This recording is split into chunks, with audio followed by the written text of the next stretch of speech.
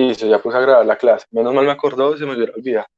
Igual, esa clase yo no les estoy mandando correo diciendo que la clase ya está cargada porque inmediatamente la subo al canal de YouTube que ustedes ya conocen. Entonces les decía, nosotros hemos venido viendo que las obligaciones nacen, hemos venido hablando qué es una obligación, cómo se conforma una obligación, cómo nace, cómo se transmite y hoy vamos a ver cómo se extingue, cómo se da por culminada. Entonces, en ese sentido, eh, vamos a ver claramente cada una de las formas en que una obligación se puede extinguir, en ese caso. Cuando hablamos de la extinción de las obligaciones, tenemos un listado que nos trae la normatividad relacionado con la forma en que se extinguen las obligaciones, que es el listado que nos da el artículo 1625.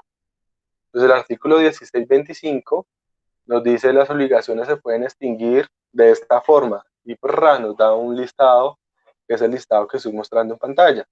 Entonces nos dice se puede extinguir por convención o acuerdo de las partes, se pueden extinguir por pago, por novación, por transacción, por remisión, por confusión, porque se pierde una cosa, porque se declara la nulidad, por la resolución del contrato, por la prescripción, etcétera, etcétera. Adicional a ese listado, también podríamos tener otras causales o otros momentos en los que una obligación se puede extinguir, lo cual nos lleva a decir que las únicas formas de extinguirse las obligaciones no son las de ese artículo 1625, sino que pueden haber más. Y esas otras formas que pueden existir son, por ejemplo, las siguientes: la muerte del acreedor, lo que es un plazo extintivo, la imposibilidad de ejecución de la prestación o cuando se declara la simulación del contrato. Entonces, esas formas de extinguir las obligaciones también son posibles en cada caso en concreto. ¿Qué sucede en este evento en particular? No me voy a restringir al listado taxativo de la norma, sino que lo voy a mezclar un poquito con estas otras cuatro formas de extinguirse las obligaciones y adicional a eso voy a explicarlas en un orden diferente, tratándole de darle un orden coherente respecto a facilitar la explicación de estas formas de extinguir las obligaciones en ese caso.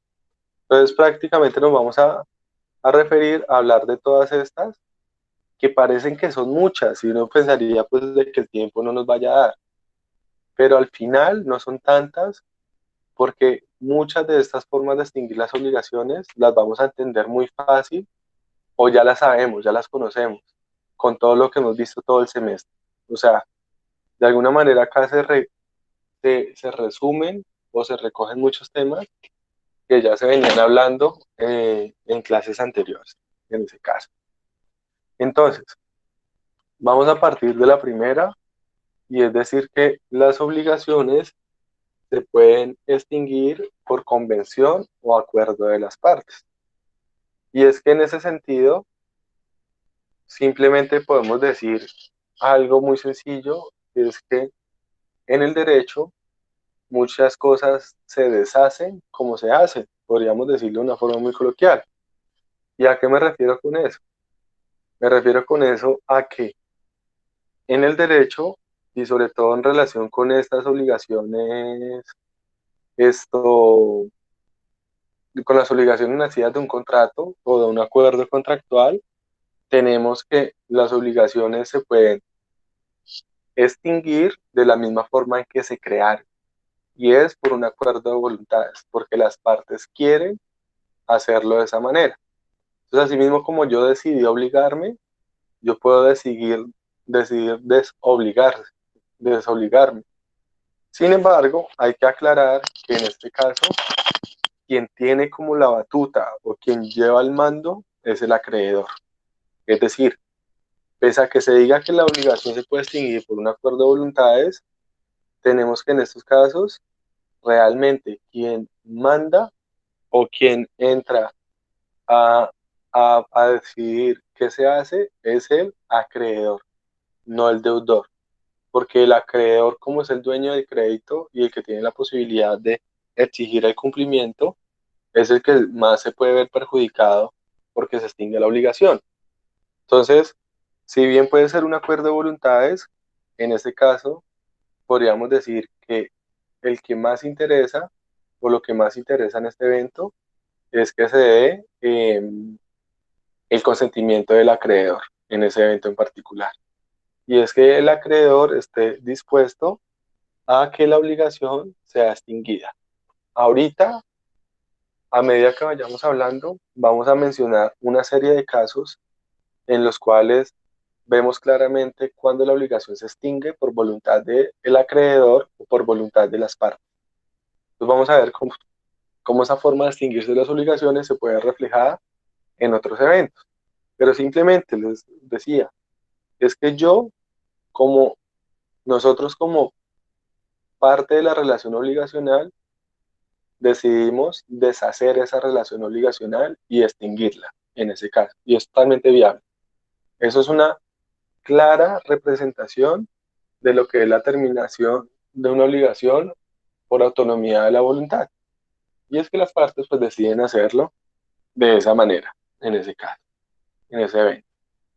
¿Es claro ahí en ese punto? Simplemente decimos que así mismo como yo creo una obligación, la puedo extinguir, no hay ningún problema. ¿Estamos claros? Sí, profe. Sí, señor. Listo. De autonomía de la voluntad hemos hablado todo el semestre.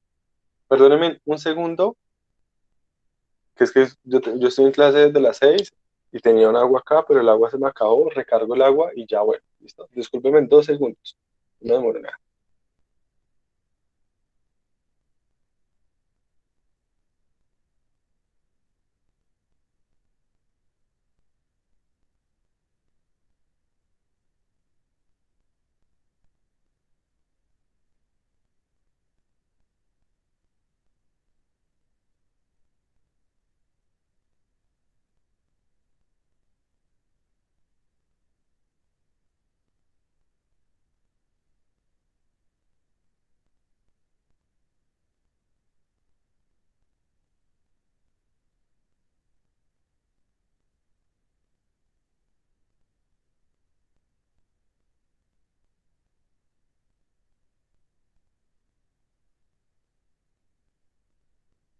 Ok, qué pena.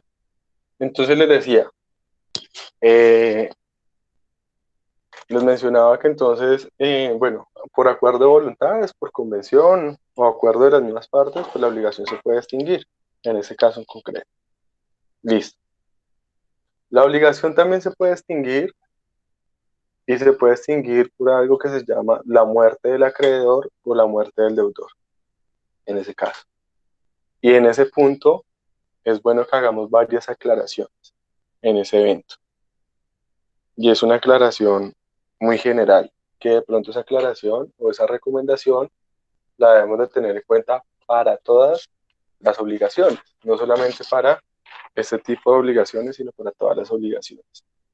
Y esa aclaración es que siempre que vayamos a hablar o analizar si una obligación se extingue o no, tenemos que partir de revisar cuál es la naturaleza de la obligación.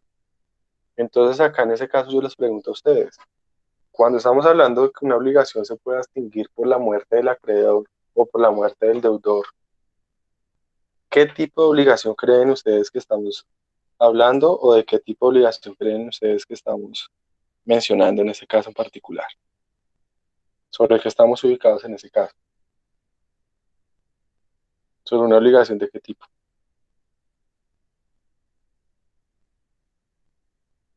Los escucho. ¿Podría ser conjunta o mancomunada? No. ¿Qué obligación se puede ver afectada en cuanto a su cumplimiento si muere el acreedor o muere el deudor? Pues, profe, sería una obligación de intuito persona, ¿no? Exactamente. Entonces, acá estamos hablando sobre la base de las obligaciones intuito persona. Entonces, ahí vamos con ese análisis. Les digo, cuando estamos hablando de, de ese tipo de, o estamos de extinguir las obligaciones, tenemos que analizar claramente, cuando hablamos de cualquier forma de extinguir las obligaciones, tenemos que hablar de la forma en que se extingue, de la naturaleza de la obligación, pero no solamente de la naturaleza de la obligación. Si hablamos de que en estas obligaciones que se extinguen por la muerte del acreedor o del deudor, estamos sobre la base de una obligación intuito personae, también tendríamos que aclarar que en este caso, sobre qué tipo de prestación estamos mencionando, o qué tipo de prestación es la que da lugar a que digamos que la obligación se extingue, en ese caso en concreto. Y ahí les pregunto también a ustedes, ¿estaríamos hablando de una prestación de qué tipo? De hacer. De hacer y también de no hacer. Es decir, que acá esta forma de extinguirse las obligaciones gira en torno a obligaciones intuito personae y gira en torno a prestaciones de hacer y de no hacer. Es decir, que si estamos hablando de una obligación que implica una prestación de dar, no nos interesa qué pase con el acreedor. ¿Por qué? Porque es que es entregar una cosa.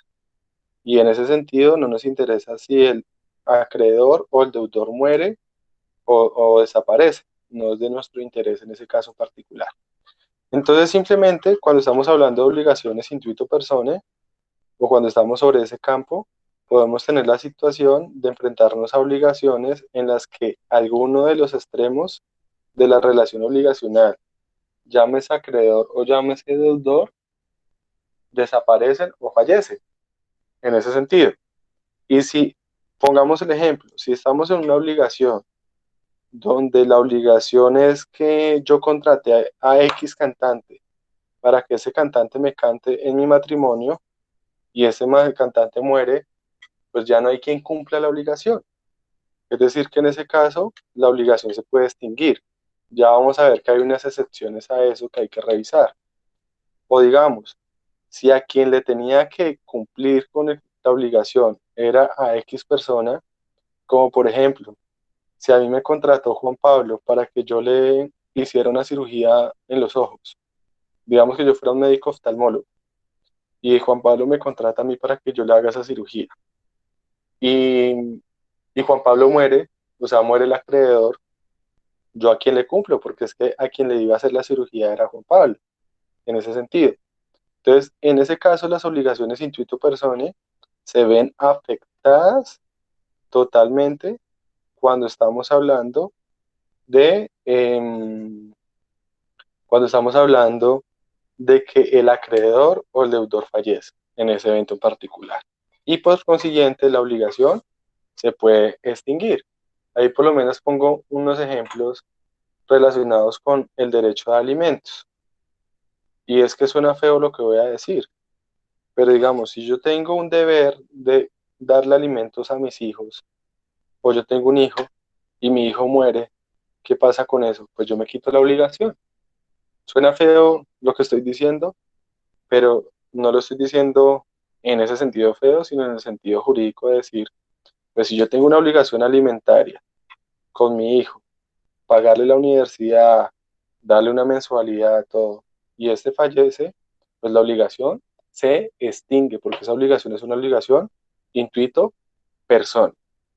Sin embargo, tenemos que revisar esto con mayor detalle. Eso tampoco es así tan fácil como lo estamos mencionando. Y hay que mirar cada caso en concreto y hay que mirar varios aspectos en general. Porque hay ocasiones en que la obligación, pese a que alguien muere, la obligación puede que no se extinga, en ese caso en particular. Sobre todo cuando quien muere es el acreedor. Y sobre todo cuando quien muere ya ha cumplido con una contraprestación. Me pregunta acá Manuel, si se cambia el evento, esa obligación de hacer de lo que era un matrimonio se convierte en un cumpleaños, en otro evento, pero se sigue contratando el mismo cantante en ese caso. No sé a qué te refieres con eso, Manuela. O sea, hablamos de que cuando es cinco personas se cambia, o sea, si el cantante muere, pues ya no hay quien cumpla esa obligación, ¿cierto? Pero dado el caso de que se cambie la naturaleza de la obligación en el evento, ¿qué pasa ahí? O sea, ya no es un matrimonio, sino que es otra cosa. pero se sigue contratando a la misma persona y son las mismas personas que lo contratan. Ahí no pasa nada. Hay otro fenómeno diferente, que lo vamos a hablar ahorita, que se llama la novación, pero porque ahí lo que se cambia no es el elemento subjetivo de la obligación, y ahí lo que sucede no es una muerte del acreedor o del deudor, sino que ahí cambian las circunstancias en cómo se pactó la forma que se va a celebrar el que se va a ejecutar la prestación, que eso ya es diferente en ese caso. Entonces ahí también se extingue la obligación, pero se da un efecto que se llama la novación y es que se da una obligación nueva, que ya lo vamos a mencionar ahorita, pero no aplicaría para este caso en concreto, porque seguiría tanto el acreedor o el deudor siendo acreedor y el deudor siendo deudor en ese evento. Entonces pongamos un ejemplo de pronto un poquito de telenovela. Entonces digamos que yo me voy a casar este fin de semana y como yo me voy a casar este fin de semana, contrato para que en mi matrimonio me cante X cantante de música. Y resulta que yo descubro que mi pareja me es infiel. O sea que el matrimonio ya no va a haber en ese caso. Pero pues yo digo, yo ya contraté al cantante, ¿no? Entonces hago lo que tú dices. Le digo, ya no me cante en el matrimonio, sino que va a ser una fiesta de despechado. Entonces va a ser una fiesta en la que voy a invitar a mis amigos y nos vamos a tomar todo el trago del mundo porque estoy despechado, en ese caso. Ahí no entra a jugar nada de lo que veníamos mencionando, porque ahí el acreedor y el deudor siguen existiendo. No se ve alterado el elemento subjetivo. Lo que se ve alterado ahí es el elemento objetivo y es la forma en que se va a cumplir con la prestación. Entonces, eso da lugar a otra cosa diferente que, como les decía ahorita, es lo que tiene que ver con la innovación. ¿Es claro ahí, Manuela? Sí, profe, gracias. Ok, listo. Pero ahorita lo retomamos y lo aclaramos. Entonces acá estamos hablando es que muere quien debe cumplir con la prestación. Por eso les decía que en ese evento es importante aclarar de que estamos hablando de obligaciones con prestaciones de hacer o de no hacer, donde todo depende de, de la voluntad de una persona. Entonces, obligación de no hacer. Entonces, digamos, la obligación, Manuela tiene la obligación de no revelar un secreto profesional o un secreto industrial. Y pues Manuela, perdóname que te mate en el ejemplo. Entonces, si Manuela muere, ¿qué pasa? Pues la obligación se extingue porque ya la carga de no hacer eso, de no revelarlo, eso recae sobre una persona que ya no va a poder hablar por obvias razones. Entonces, en ese sentido, la obligación se tendría por extinguir. Pero entonces, lo que les hacía mención es que hay casos en los que la muerte, pese a que estemos hablando de una obligación intuito persone, la muerte de la persona puede que no extinga la obligación en ese caso. Y les voy a poner unos ejemplos para que me entiendan. Por eso hay que mirar cada caso en concreto. Y eso depende de cuando hay una contraprestación de por medio.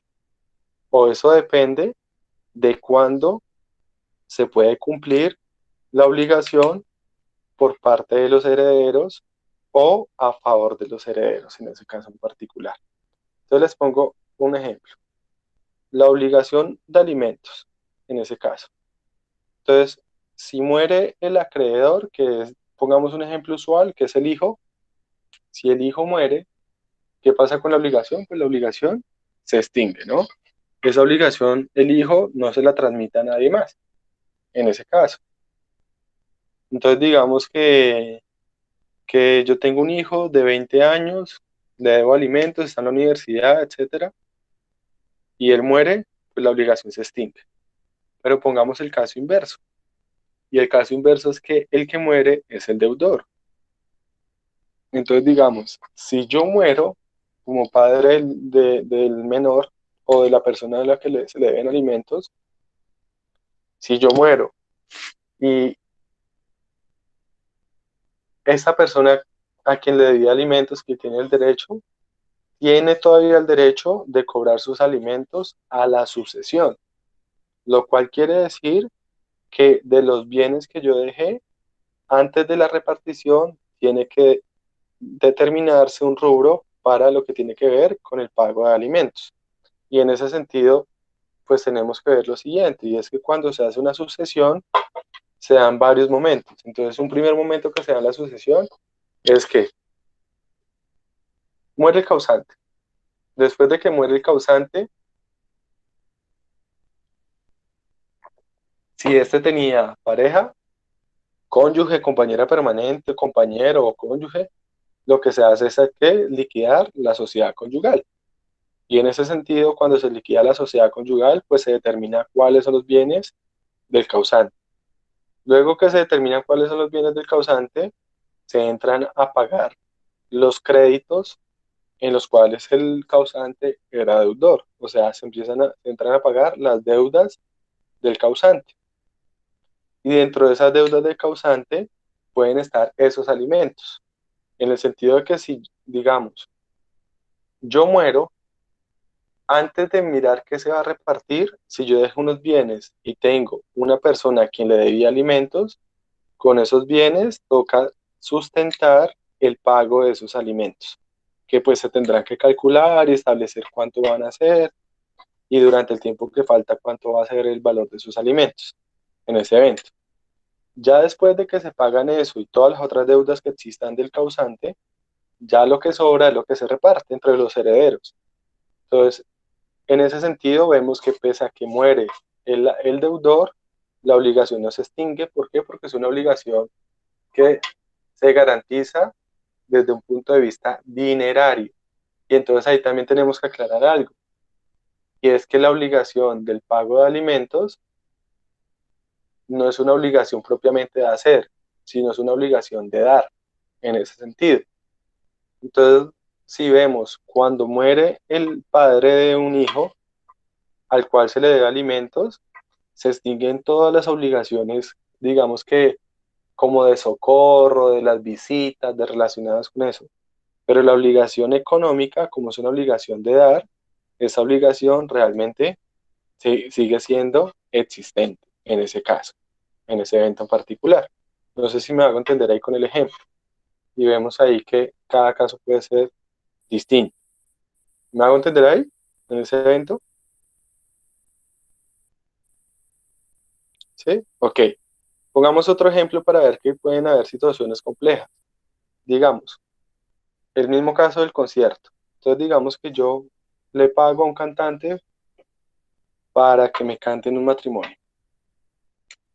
Y ese cantante al que yo le pago para que me pague en el matrimonio, ese cantante, esto, digamos que se muere antes del matrimonio. Entonces, digamos que el cantante se muere 2 semanas antes del matrimonio y yo ya le pagué. Si yo no le he pagado al cantante, pues me da lo mismo, que haya muerto. Consigo otro cantante y le pago y listo. Bueno, puede que me genere algún traumatismo, pero si yo ya le pagué al cantante, me viene una preocupación. Y la preocupación es, bueno, ¿y qué hago con eso? ¿Qué pasa ahí? ¿Pierdo esa platica, la recupero o qué puede pasar? Entonces, en ese sentido, debemos hacer una aclaración, y la aclaración es que pues también muchas veces eh, o casi siempre que hay una relación obligacional, hay una situación de riesgo. Y esa situación de riesgo alguien la tiene que sufrir o alguien tiene que hacerse responsable de ella. Y es que siempre que yo contrato una obligación intuito personae, hay un riesgo y el riesgo es que el deudor muera. Y si el deudor muera, pues de que no haya quien me cumpla. Entonces, esa situación de riesgo la debe suplir directamente el acreedor. De tal manera que si yo ya pagué el concierto y el deudor muere en ese evento, pues yo pierdo la plata, nada que hacer en ese caso en particular y la obligación se extingue.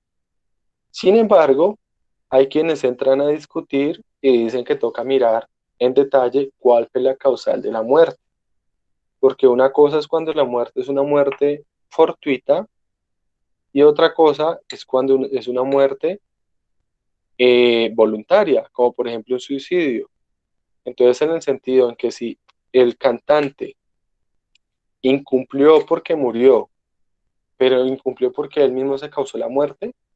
En ese evento hay quienes dicen que yo incluso podría ir como acreedor a la sucesión a solicitar el reembolso de ese dinero. O eso a veces, o es lo que se llama el subrogado pecuniario. ¿Qué es el subrogado pecuniario?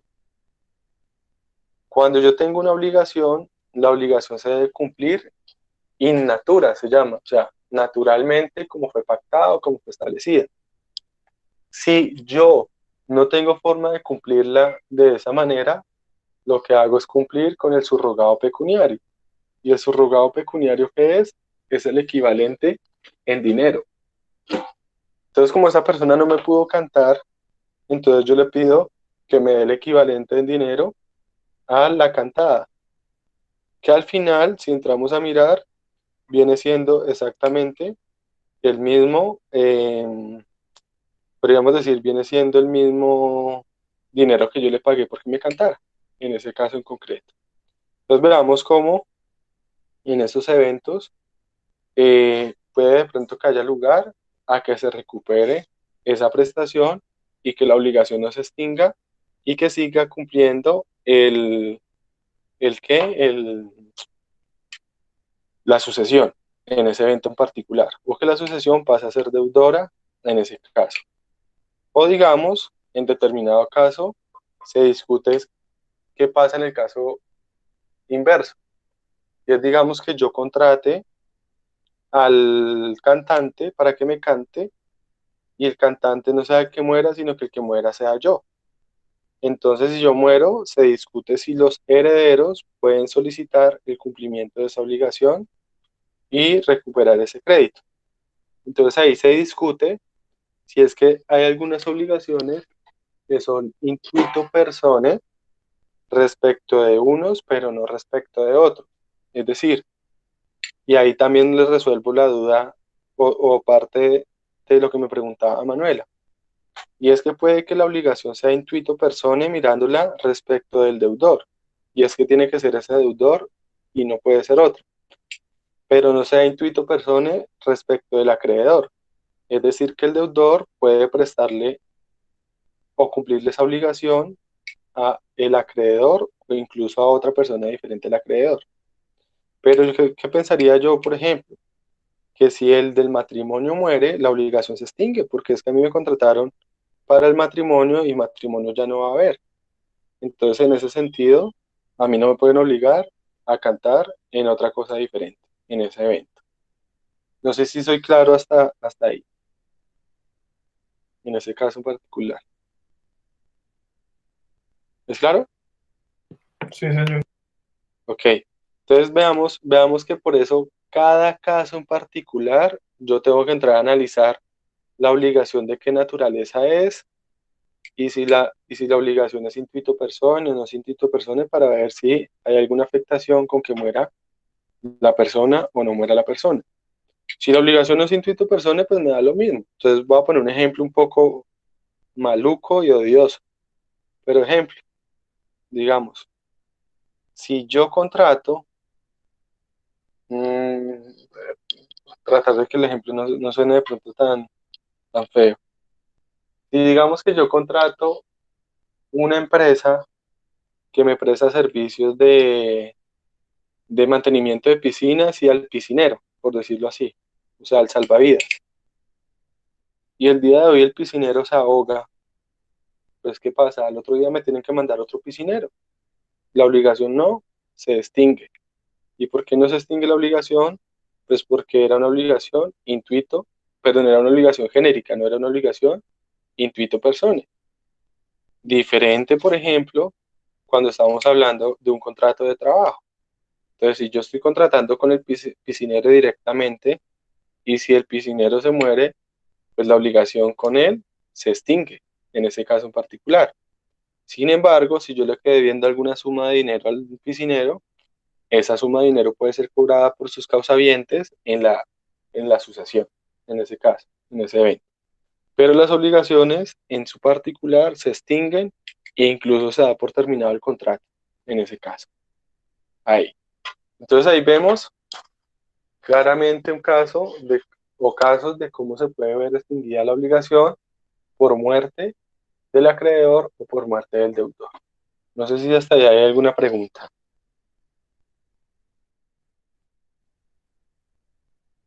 De pronto si hay alguna pregunta o es claro en ese caso.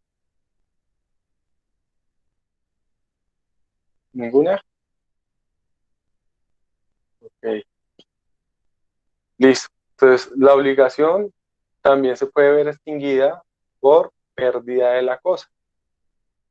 Entonces decimos que la obligación se extingue por pérdida de la cosa y ahí entonces tenemos también que aclarar algo. Cuando estamos hablando de que la obligación se extinga por pérdida de la cosa, sí, primero que todo tenemos que ubicarnos en obligaciones donde estamos hablando de prestaciones de qué tipo. ¿De dar? De dar, exactamente. Y ahí entra a jugar y a ser importante que estemos hablando de obligaciones de qué clase.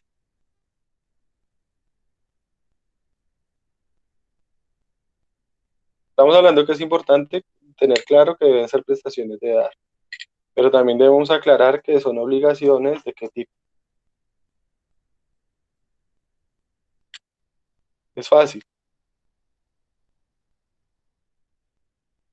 en ese caso.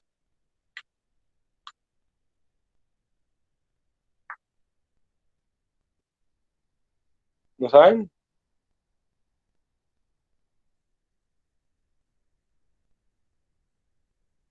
¿Ninguno? Caballero, Manuela, Gabriela, Carlos Mario. ¿No se les ocurre qué tipo de obligación puede ser? ¿Cómo? ¿De especie o cuerpo cierto? Exactamente. Ahí es donde entra a ser importante eso. Entonces, en este tipo de modo de distinguir las obligaciones, tenemos que tener claro que estamos hablando de obligaciones de especie o cuerpo cierto y lógicamente donde la prestación es una prestación de dar, en ese caso. ¿Y por qué? Porque es que seguimos una regla clara y es que el género no perece. Es decir, cuando tenemos una obligación de género, que es entregar una cosa, pero eso es una cosa fungible o reemplazable, el hecho de que la cosa perezca, se pierda o se dañe, lo que obliga al deudor es a conseguir otra cosa del mismo género, en ese caso. Entonces, si digamos la obligación que tiene Juan Pablo conmigo es de entregarme 10 arrobas de tomate y el tomate de él se le daña, ¿qué tiene que hacer él? Pues conseguirme otras 10 arrobas de tomate. Entonces ahí la obligación no se extingue. Diferente es cuando estamos hablando de una especie o cuerpo cierto. Entonces, en ese caso, la obligación que tiene Juan Pablo no es de entregarme eso, sino que digamos que la obligación que tiene Juan Pablo es de entregarme un caballo, pero es el caballo tal, de tal nombre, de tal raza y de tal, o sea, y plenamente identificado. Es ese caballo y no es otro. Entonces, en ese sentido, ¿qué pasa? Si el caballo se pierde, si el caballo perece, si el caballo muere, se destruye, pues la obligación lógicamente se tiene que extinguir, porque no hay con qué cumplir, hay una imposibilidad de cumplimiento en ese evento. La discusión acá también es en qué pasa cuando se da esa situación, si el deudor se libera o no se libera en ese caso. Y si el deudor, si bien ya no puede cumplir con la cosa porque la cosa, digamos, se destruyó, de pronto le toca cumplir con lo que se llama el subrogado pecuniario, es el equivalente en dinero, en ese sentido, que eso es muy diferente a indemnizar perjuicios. Es decir, si ya no me puede entregar el caballo, entonces que me pague el equivalente en dinero de lo que valía el caballo. ¿Puedo solicitar eso o no puedo solicitar eso? Ahí sería la duda.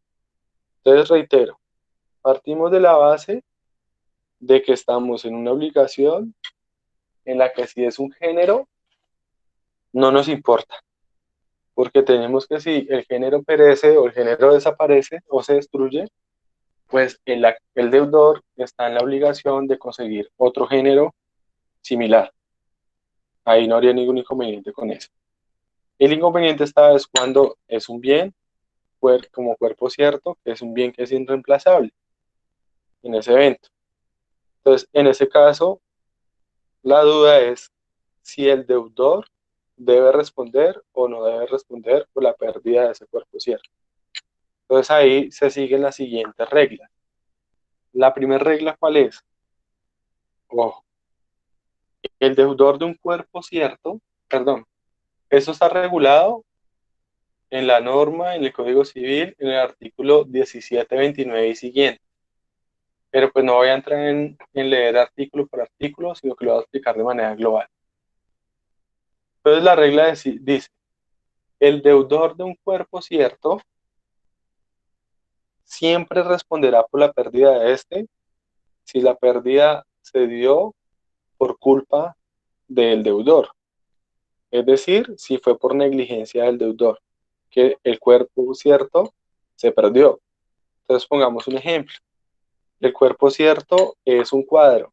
Entonces, digamos que Ana María tiene la obligación de entregarme mi cuadro. Y por negligencia de Ana María el cuadro se rompe o el cuadro se quema, se destruye. En ese caso, es culpa de Ana María. Ana María, la obligación ahí no se extinguiría y la obligación implica que como ya no se puede cumplir in natura, entonces me tiene que entregar el subrogado pecuniario, que es el equivalente al dinero, en ese caso, en ese evento, más los perjuicios. En el caso de que estemos en un evento de un caballo, como les decía ahorita, y que digamos, yo tengo la obligación de entregarle el caballo, y yo lo amarro mal, el caballo por estar mal amarrado, no sé, se ahorca, no sé si eso sea posible. Entonces, en ese sentido, yo respondo como deudor y la obligación no se extingue. ¿En qué caso la obligación se podría extinguir? Y es cuando la cosa se pierde o se extingue en un evento en el que haya una fuerza mayor, en ese caso. Es decir, que ya no sea por culpa del deudor en ese evento particular. Entonces, en ese caso, ahí se sigue otra regla, y es que cuando la cosa se pierde por una fuerza mayor, toca entrar a revisar si esa pérdida se dio cuando el deudor estaba en mora de entregar, o sea, cuando ya había incumplido el plazo para entregar, o si por el contrario todavía estaba dentro del plazo, en ese caso, porque son situaciones diferentes. Entonces, si el deudor estaba dentro del plazo para cumplir y la obligación y la cosa se destruye por una fuerza mayor, en ese evento el deudor no responde. Pongo un ejemplo. Digamos que yo tengo la obligación de entregarle a usted el cuadro y no le he entregado el cuadro porque colocamos como plazo para entregarlo el próximo fin de semana. Y esta semana hubo un terremoto y con el terremoto se destruyó el lugar donde estaba el cuadro y el cuadro también se destruyó. Entonces, en ese caso, es una fuerza mayor que me exime a mí de responder y ahí la obligación sí se extingue. En ese caso, porque la cosa se destruyó y el riesgo de la pérdida de esa cosa, ahí en ese evento lo asume el acreedor. Pongamos otro ejemplo, y es que yo compré un caballo y el caballo quedaron de entregármelo este fin de semana. Y digamos que anoche en la madrugada cayó un aguacero tan fuerte y cayó un rayo y mató al caballo. Entonces, en ese sentido, es una situación que es una fuerza mayor y por consiguiente extingue la obligación porque la cosa se pierde, que es un cuerpo cierto, y no hay culpa del deudor en ese caso. Sin embargo, la situación cambia cuando el deudor estaba en mora de entregar la cosa. Y ahí pues me explico también con un ejemplo, por el mismo ejemplo. Y es que el deudor me tenía que entregar a mí la cosa el sábado pasado y no me la entregaba. Es decir, que está en mora de cumplir. Y la cosa se destruye o perece. ¿Por qué? Porque pongamos los mismos ejemplos. Entonces, me tenía que entregar un cuadro el sábado pasado, no me lo entrega y hay un terremoto hoy y el cuadro se destruye entre las ruinas del edificio. Me tenía que entregar el caballo el sábado pasado, no me lo ha entregado y al día de hoy le cae un rayo al establo donde está el caballo y el caballo se muere en ese evento. Estamos ante una fuerza mayor. Pero como en este caso el deudor está en mora de entregar, o sea, está por fuera del plazo o del término para que me entregue, entonces ahí la obligación se extingue o no dependiendo de algo muy particular.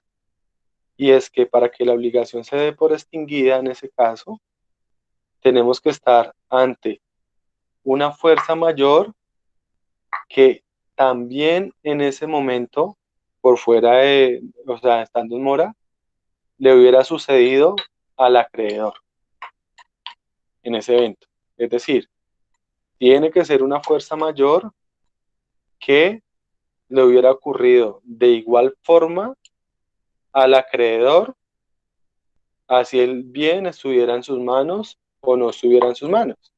Me explico con un ejemplo. No sé si hasta ahí me siguen o es muy enredada la regla.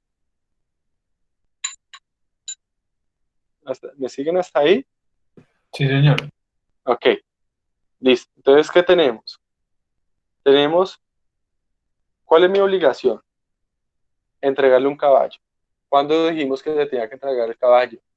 El sábado pasado.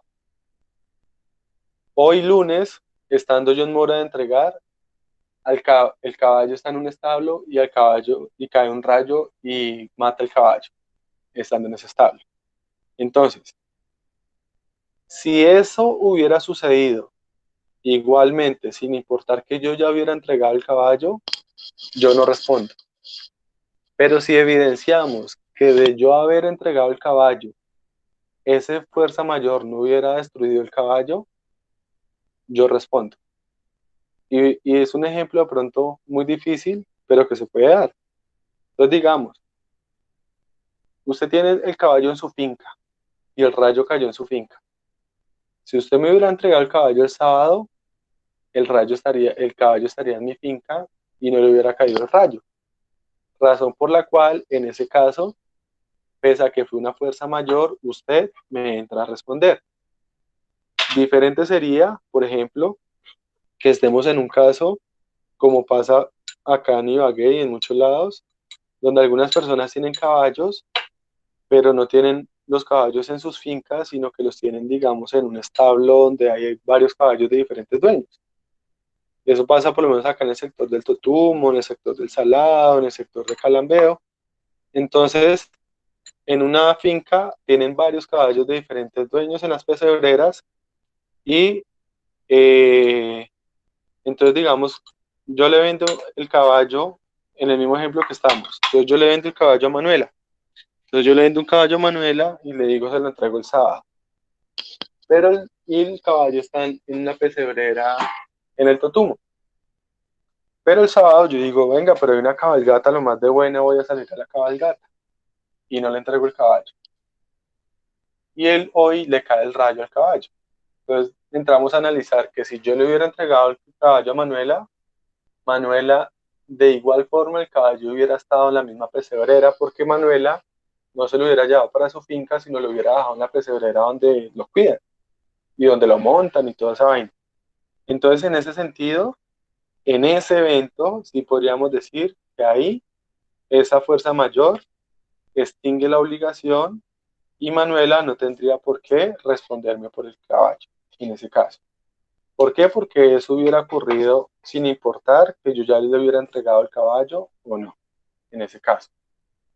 En el caso del cuadro es un poquito más complicado, Y es que en el caso del cuadro, digamos, si yo le hubiera entregado el caballo, el cuadro a Manuela en tiempo, pues pese al terremoto y que el edificio se cayó, el edificio que se cayó fue el mío, no el de Manuela.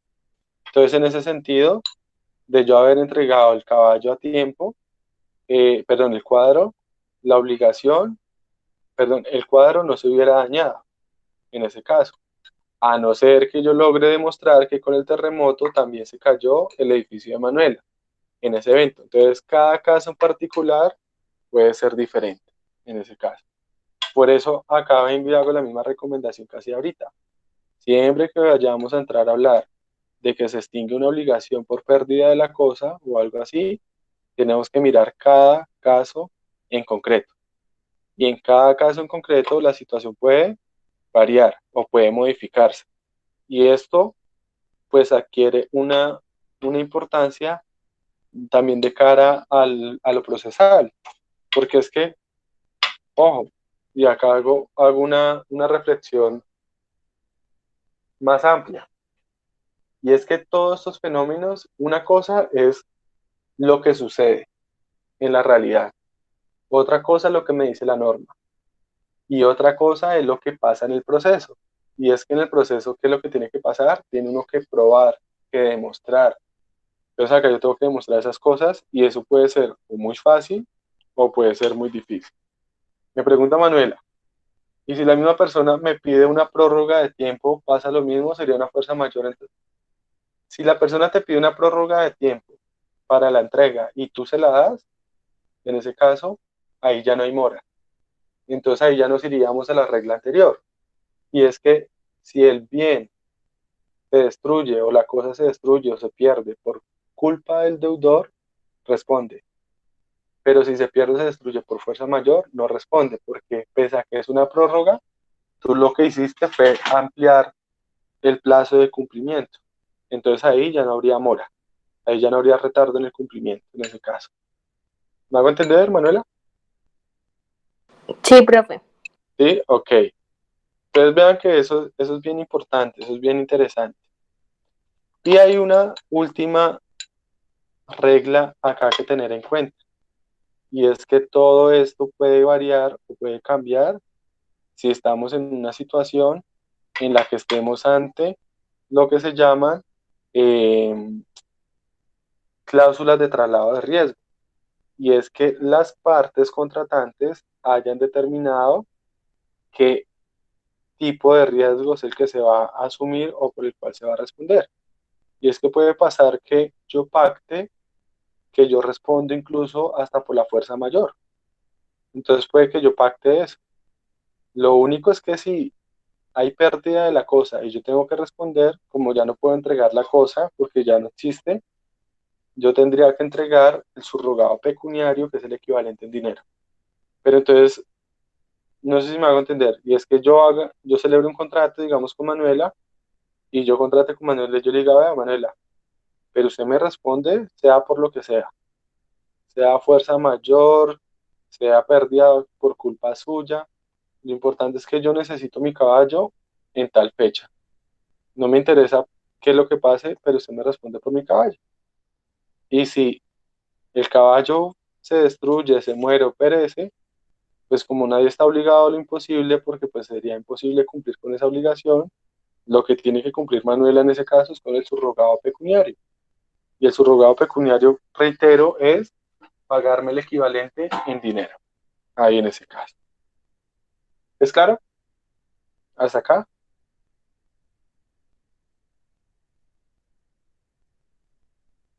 ¿Sí o no? Sí, señor. Sí, Listo. señor. Si tienen alguna duda, algún ejemplo o algo o algo inmediatamente me interrumpen y lo tocamos en ese caso. Listo. Otra forma de distinguirse en las obligaciones, me iban a preguntar algo, perdón, que por ahí escuché. Sí, profe, es que, Dime.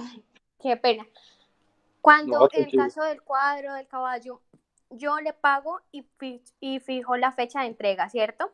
Sí, Entonces fue para el sábado pasado, el caballo, pues, rayo o al cuadro se destruyó en un terremoto. Él me paga él me devuelve lo que yo pagué y sobre eso me paga los perjuicios pecuniarios o no. Sí, o O sea, sea, me él paga me da, 2 veces. él me da el subrogado pecuniario, que es el equivalente en dinero. Y adicional a eso me tiene que indemnizar los perjuicios causados en ese caso. O sea, una cosa no exime la otra en ese evento. Pero entonces ahí te hago una aclaración, porque tú dices que me tiene que devolver lo que yo pagué. ¿Por qué digo yo? No lo digo de esa forma, sino que lo digo que el subrogado pecuniario, porque es que no siempre puede darse en un evento relacionado con un contrato de compraventa, sino que puede ser un evento distinto, puede ser una permuta. Entonces digamos que yo te cambié a ti, digamos que hicimos una permuta en la que yo te cambié un cuadro por otro cuadro. Entonces ahí no hay devolución del dinero ni del precio, porque no hubo precio, sino que ahí tú me tienes que pagar el equivalente en dinero. Puede que en términos prácticos sea lo mismo, pero la forma más adecuada de decirlo es hablar del subrogado pecuniario. O pongamos un ejemplo distinto. Digamos que nosotros hicimos un contrato en el que, en el que yo me comprometí a entregarte un bien a cambio de un servicio. Entonces digamos que tú me vas a pintar una casa y me vas a remodelar mi casa y a cambio de eso yo te voy a pagar entregándote un carro. Y ese carro, digamos que es una especie de cuerpo cierto, perece y en ese sentido entonces ahí entramos a lo que estamos hablando acá. ¿Con qué te pago? Entonces si yo te tengo que pagar y no te puedo entregar el carro, ¿qué te tengo que entregar? Pues el equivalente en dinero, el subrogado pecuniario, en ese caso. Pero frente a lo que tú me preguntas, esto, eso no me exime de adicional a eso pagar los perjuicios que se hayan causado en ese evento en particular. ¿Por qué? Pues porque hay un incumplimiento y si derivado del incumplimiento hay lugar a un pago de perjuicios, pues este perjuicio tendrá que ser indemnizado en ese caso en concreto. ¿Es claro, Manuela? Ah, ¿Sí? sí, señor. Listo. Por eso es que miren que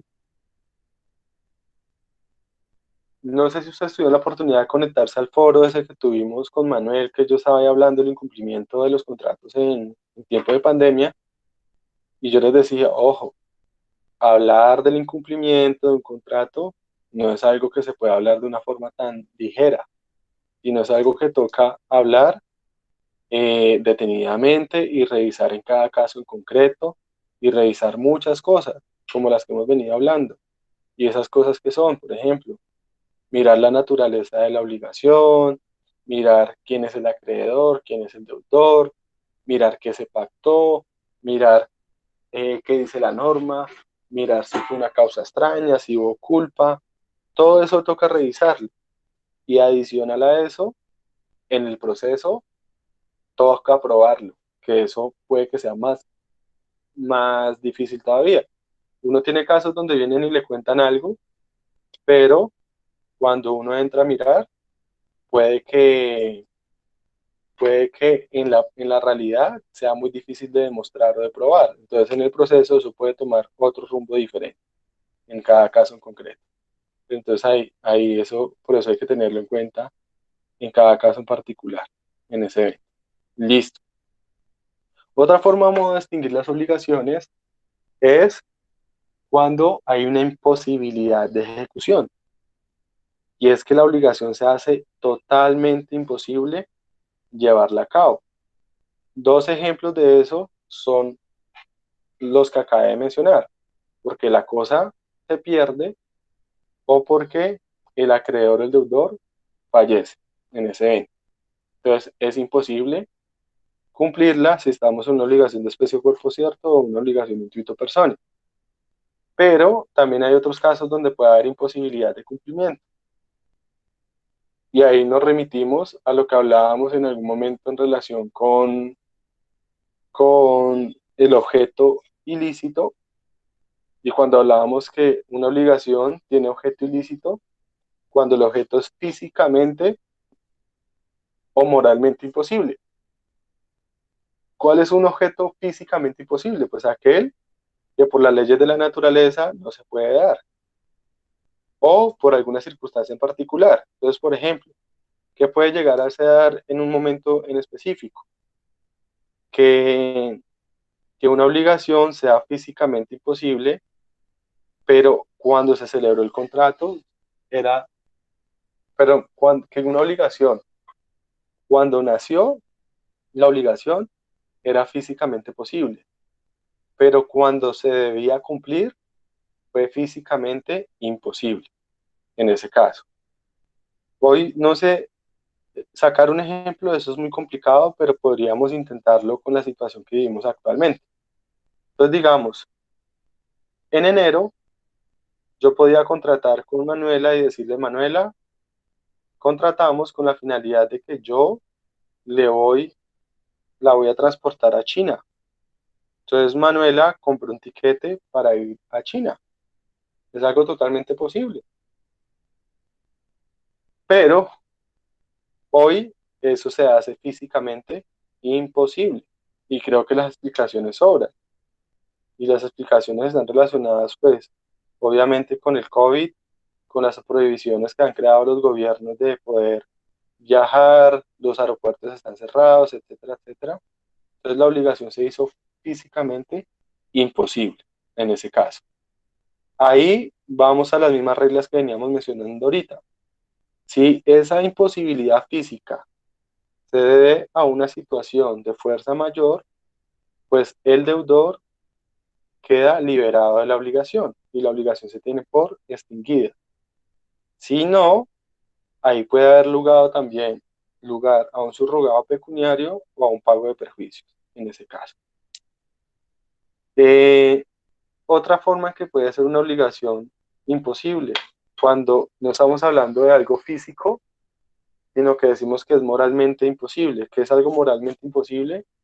Cuando, por ejemplo, la ley lo prohíbe. Y es que podemos tener que algo, al momento de celebrar un contrato, esté permitido por la ley, pero posteriormente, cuando vayamos a solicitar el cumplimiento de la obligación, la ley lo haya prohibido. O sea, contrario al orden público, o sea, contrario a las buenas costumbres, etcétera, etcétera. Entonces, en ese caso en particular, tendríamos que estaríamos ante algo moralmente imposible porque la ley lo prohíbe.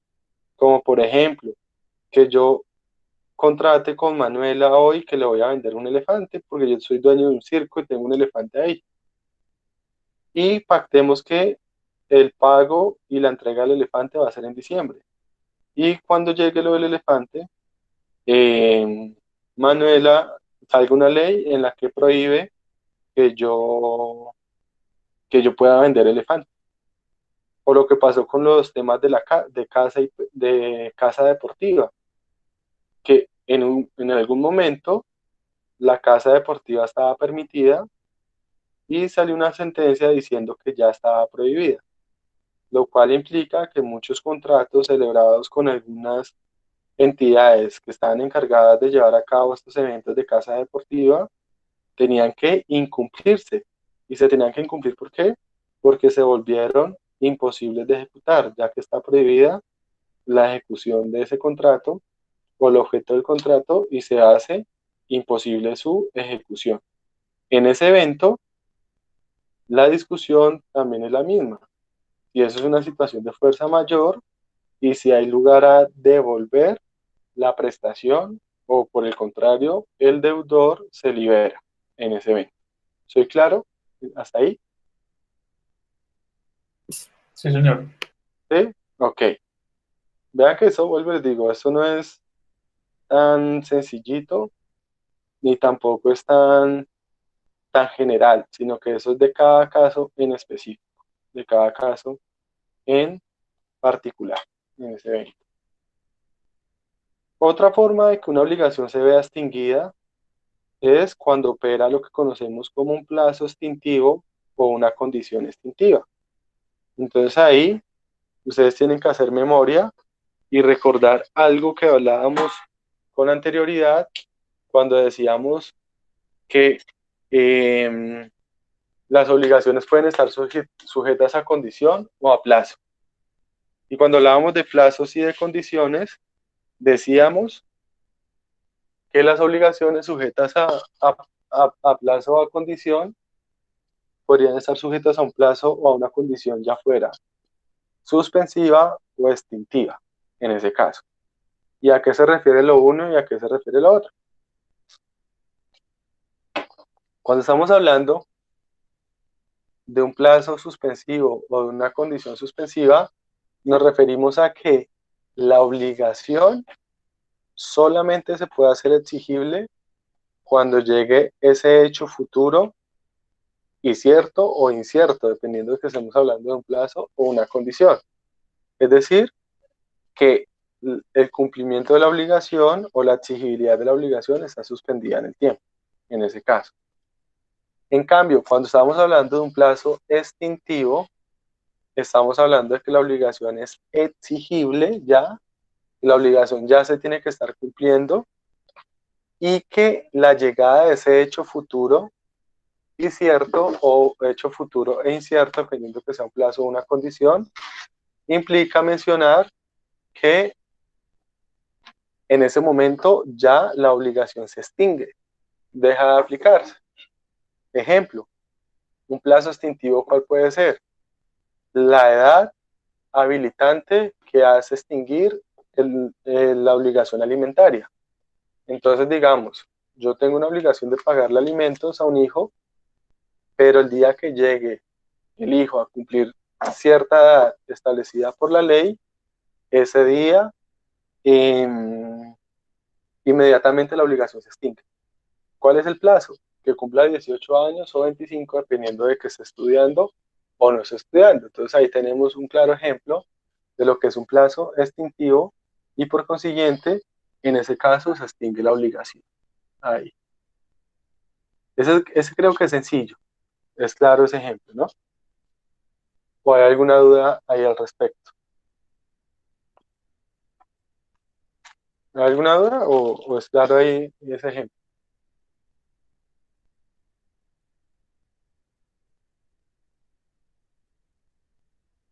¿Aló? ¿Es claro? No, profe, ninguna duda. Listo.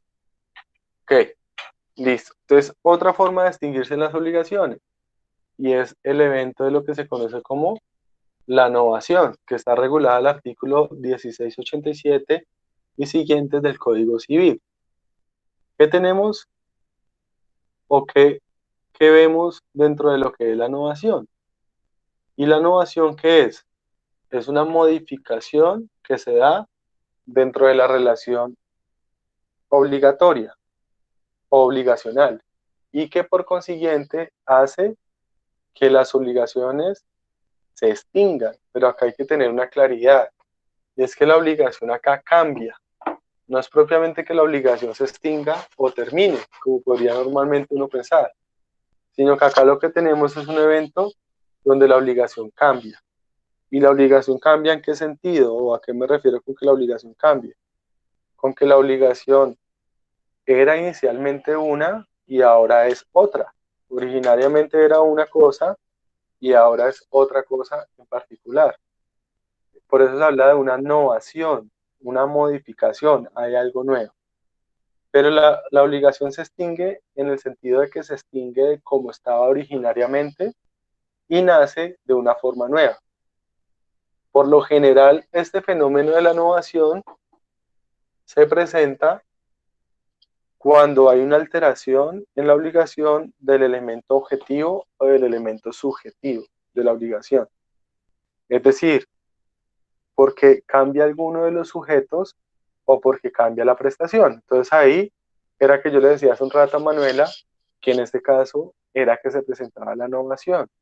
¿Y cuál es la situación? Por ejemplo, ejemplos de novación, lo que hablamos la clase pasada, cuando hay una cesión del crédito, cuando hay una cesión del contrato, cuando hay una subrogación, cuando hay una asunción de deuda, que cambia alguno de los sujetos, que cambia el acreedor o el deudor, eso implica que la obligación se extinga como estaba prevista de forma original y ahora sea diferente. Entonces, cuando hay una cesión del crédito y yo cambio el acreedor, pues la obligación se extingue frente a un acreedor, pero nace frente a un acreedor nuevo. Por eso se habla de que hay una novación, hay un cambio. O por ejemplo, en el caso que ponía Manuela, la obligación era cantarme en un matrimonio y lo que hicimos fue modificar la obligación para que la obligación sea no cantarme en un matrimonio, sino cantarme en un cumpleaños. O pongamos un ejemplo ahorita. Digamos que yo contraté a un cantante para que me cantara en una empresa, porque era la celebración de los tantos años de la empresa. Y la obligación era que él fuera a cantarme en tal lugar. ¿Qué sucedió? ¿Qué pasó? Pues resulta que llegó el coronavirus y pues no puede darse esa situación.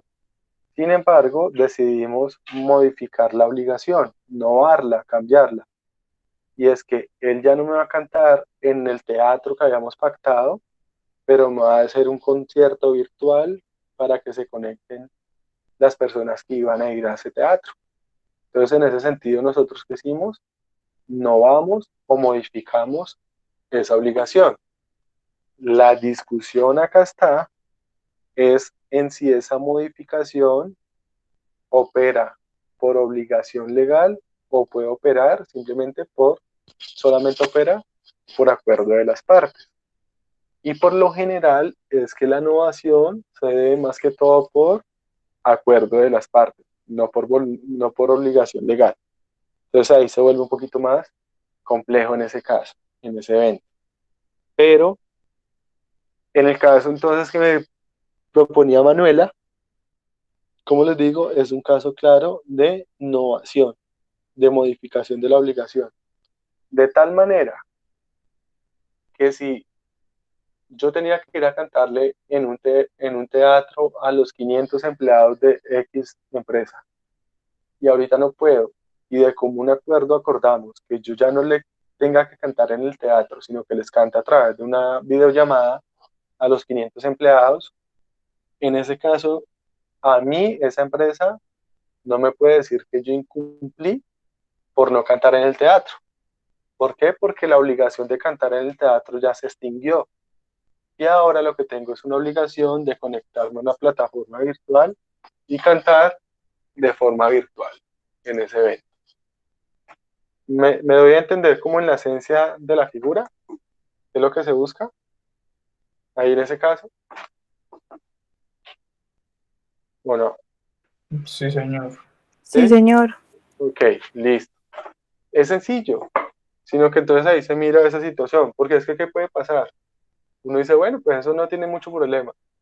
Pues hay casos en la práctica que el acreedor demanda al deudor diciendo que hubo incumplimiento y pues el deudor ¿qué tiene que hacer? Demostrar que no se incumplió, porque la obligación originariamente era una y la obligación al día de hoy es otra, en ese caso. Y ahí vuelvo a otro ejemplo que pactaba o señalaba ahorita Manuela. Y ojo que todas estas cosas se pueden mezclar en un mismo caso. No quiere decir que cada caso sea diferente, pero en que cada caso solo aplique una causal de extinción de obligaciones. Pueden haber diferentes causales en el mismo caso. Y es que puede pasar, por ejemplo, que algo que me decía Manuel hace un rato, y es que yo dé una prórroga del plazo. Entonces, eso hace que yo modifique la obligación. Y si yo modifico la obligación, yo, se ve modificado el cumplimiento. Y si se ve modificado el cumplimiento, no me pueden alegar de igual forma el incumplimiento. Entonces, digamos que yo me comprometí a usted a construirle una casa. Perdón, usted me compró un perro, un pastor alemán, y resulta que yo no tengo pastor alemán y el pastor alemán, no veo que la pastora alemán que iba a tener la camada se enfermó y que posiblemente no van a nacer y pactamos que entonces ya no le entregue un pastor alemán, sino que le entregue otro perro, un labrador, en ese sentido. Eso implica que la obligación no cambió. ¿Qué se vio alterado ahí? El elemento objetivo de la obligación. Y por consiguiente, en ese sentido, ¿qué vamos a tener? Pues vamos a tener que yo no puedo demandar diciendo que usted no me entregó un pastor alemán. y que hubo un incumplimiento por cumplimiento imperfecto o lo que sea, porque la obligación se modificó en ese caso, se extinguió de cómo estaba y ahora es diferente en ese evento. Ok, vean que esto es fácil si empezamos ya a retomar todo lo que hemos venido hablando en particular. Ojo, de pronto, ¿qué es lo difícil en la innovación? Cuando en el proceso yo no logro demostrar esa modificación de la obligación. Ahí de pronto se hace difícil y es porque de pronto falta la prueba. Pero entonces ahí es donde toma relevancia, por eso a veces que así nos exija que algo conste por escrito, es importante dejarlo por escrito. ¿Para qué? Pues para evitar que, que se dé para evitar que de aquí a mañana no se pueda alegar que hay determinado evento, determinada innovación. Y eso lo digo porque eso pasa mucho en el siguiente caso, y es en la remisión, que es una forma de extinguir las obligaciones. La remisión, yo no sé el legislador por qué lo llamó de esa forma, porque de pronto no es claro, pero la remisión, ¿qué es? La remisión es la condonación o cuando se perdona la deuda por parte del acreedor. Es decir, cuando el acreedor decide no cobrar en ese evento. Entonces, ahí estamos ante un evento de remisión o condonación de la deuda que está regulado en el artículo 17, 11 y siguiente. Y esos artículos, ¿qué me dicen? Simplemente que el acreedor decide no hacer efectivo el cobro de la deuda. Y eso pues es lo más sencillo de entender. Manuela me debe 1.000.000 de pesos. Yo le digo, Manuela, tranquila, no me los pague. Ahí está operando la remisión o la condonación de la deuda, lo cual hace que la obligación se extinga. ¿Dónde está el peligro? En el tema probatorio. Porque si de aquí a mañana yo voy y le cobro a Manuela, Manuela me va a decir, venga, pues usted me perdonó la deuda. Pues es que no solamente le basta decirlo, sino que tiene que probarlo o demostrarlo en ese caso. Pero la remisión es simplemente un acto en el que yo como acreedor le perdono la deuda al deudor. Decido no cobrarlo y eso lo puedo hacer de forma expresa o de forma tácita. De forma expresa porque manifiesto que no, o de forma tácita cuando nunca le cobro, en ese caso. Entonces pongo un ejemplo tonto. Digamos que el mismo ejemplo que venimos trabajando del concierto y el cantante. Digamos que yo contrato un cantante para que me cante este fin de semana en mi matrimonio. Y hoy, lunes, mi prometida me dice que no se va a casar conmigo y que está, pongamos un ejemplo de telenovela, y que está embarazada de otro hombre. Entonces, ¿qué pasó? Pues ya no hay boda. Entonces, ¿yo qué hago en ese caso? Llamo al cantante, le digo, ya no, ya tranquilo, no cante. Le perdono la deuda. Le digo, ya no tiene que pagar, ya no tiene que cumplir en ese sentido. Entonces ahí se daría el fenómeno de la remisión en ese evento o condonación de la deuda. Eso también es fácil. ¿Es claro? ¿Sí? ¿O no? Sí, señor. Listo, perfecto. La compensación. ¿Qué es la compensación? Entonces, la compensación, bueno, es otro modo de distinguir las obligaciones, pero ¿en qué consiste la compensación? La compensación parte de la base de que estamos en una situación en la que hay personas que son acreedoras y deudoras recíprocamente de relaciones obligacionales diferentes. Ya me explico con un ejemplo para darme a entender. Es decir, hay dos personas que al mismo tiempo son acreedor y deudor mutuamente. Es decir, que pongamos un ejemplo con Nicole. Entonces, digamos, yo soy acreedor de Nicole, pero al mismo tiempo yo soy deudor de Nicole. Pero la deuda y el crédito que estamos hablando nacen de obligaciones distintas, de relaciones distintas. En ese sentido, lo que hay lugar es a un cruce de cuentas. Y cuando hablo de un cruce de cuentas es a restar una obligación de la otra obligación. Entonces, ejemplo, para que me entiendan, Nicole me debe 2 millones de pesos. ¿Por qué razón? ¿De dónde nace esa obligación? Porque, eh, porque yo soy abogado de ella y le hice un contrato. Entonces yo le cobré 2 millones por realizarle el contrato y me debe 2 millones de pesos. Pero al mismo tiempo, yo le debo a Nicole 2 millones de pesos. ¿Y por qué le debo 2 millones de pesos a Nicole? Porque Nicole me vendió un celular que valía 2 millones de pesos. Entonces yo le debo 2 millones por el celular, ella me debe 2 millones por el contrato que yo le hice. Entonces en ese caso, ¿qué hacemos? Pues 2 millones, pues compensemos, crucemos cuenta, de tal manera que la obligación se extingue por lado y lado. Ni yo le debo, ni usted me debe. La compensación puede ser en ese sentido total, pero pues también puede ser parcial. Digamos que yo le debo 2 millones a Nicole y Nicole me debe a mí, me debe 3. Entonces, cuando compensamos, determinamos que la deuda de Nicole conmigo solamente de 1 millón. Eso es una compensación. Eso es muy usual en la vida práctica. Yo creo que ustedes lo han hecho algunas veces con algunos amigos o algo. Y voy a decir un ejemplo tonto, pero como cuando uno va a tomar. Uno a veces va a tomar o sale de fiesta y el uno paga los cigarrillos, el otro paga el cover, el otro paga el transporte, el otro paga el licor. Y al final, ¿qué hacemos? Hacemos una compensación, cruzamos cuentas y determinamos qué es lo que cada uno sale a deber en ese sentido. Entonces, ese ejercicio es el ejercicio que se llama la compensación en ese caso. Hasta ahí, ¿es claro ahí cómo es una compensación? Antes de hacer otra aclaración que voy a pasar a hacer.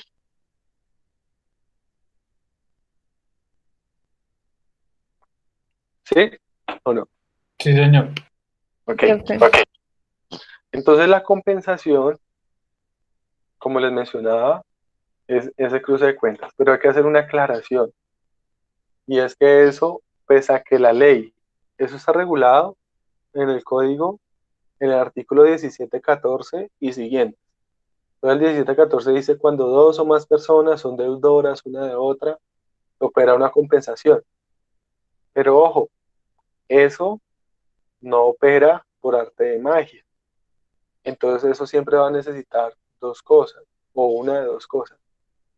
Que si hay lugar a la compensación, las partes que son acreedoras y deudoras mutuamente estén de acuerdo con esa compensación.